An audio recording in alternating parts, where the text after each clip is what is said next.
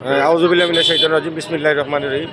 আসলে আপসীন নেত্রী বেগম খালেদা জিয়া উনি গতকালকে চিরবিদায় নিয়েছেন।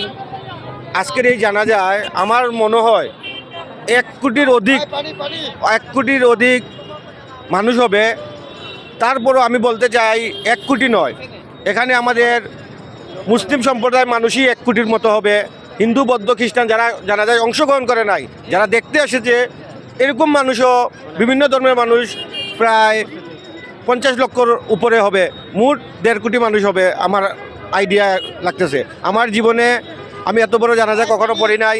আমার জীবন সার্থক। আমি বাংলাদেশ জাতীয়তাবাদী ছাত্রদল 11 নং মধ্যজাফলং এর সাধারণ সম্পাদক। আমি দীর্ঘদিন থেকে দলের দায়িত্ব পালন করতেছি। আমার একটা আকাঙ্ক্ষা ছিল দেশনেত্রী mother of democracy Begum Khaleda জিয়াকে কাছ থেকে দেখব, উনাকে দেখার সৌভাগ্য আমার হয় নাই। কিন্তু আজকে উনার জানাজায় আসতে পেরে আমার সেই না দেখার আকাঙ্ক্ষাটা, উনার জানাজায় অংশ করতে পেরে আমি নিজেকে ধন্য মনে করছি।